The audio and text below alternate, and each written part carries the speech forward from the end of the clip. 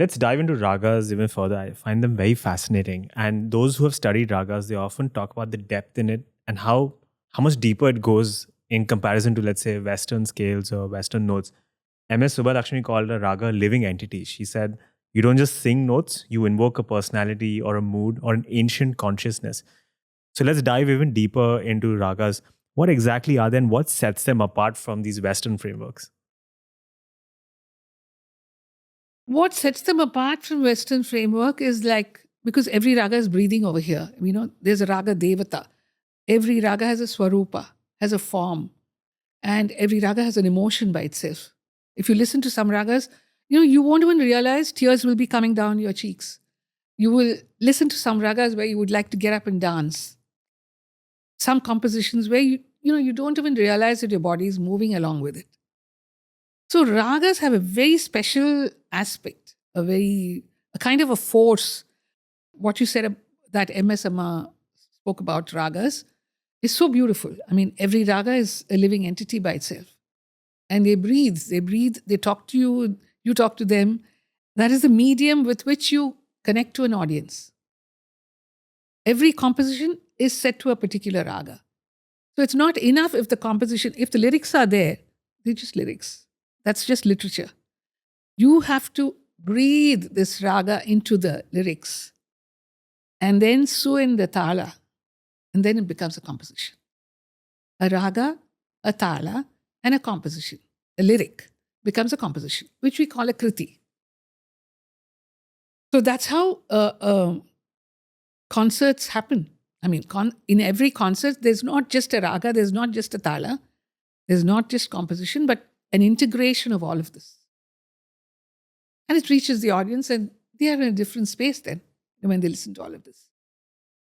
Ranjani from the Ranjani Gayatri Duo had said that a raga is not a guidebook for what to do, but what not to do. And in that lies all the difference because it gives you that room to improvise, which is another interesting aspect of Carnatic music is improvisation. So how does it work? What are the guiding principles for improvising? Is it completely random or there's some foundation to that as well?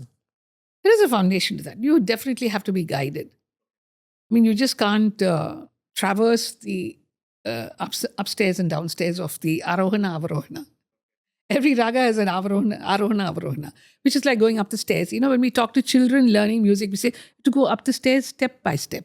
Sa-ri, ga. You can't go sa-ri. You can't go that way. The next step is that far. And the next step is that far. You just, you kind of give them an image of that raga. That's why I use the word stairs.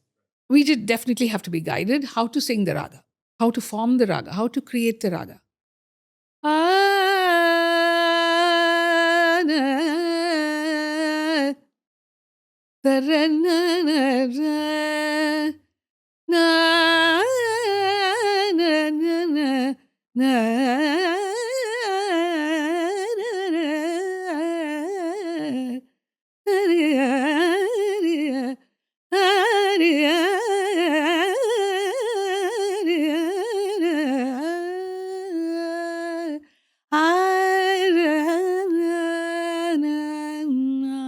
Even the ta-ra-na, di-ra-na that you use has to be very, very sweet and kind of, it's like, I always have an analogy. How you match the blouse to the sari, So will na be better there or re better there.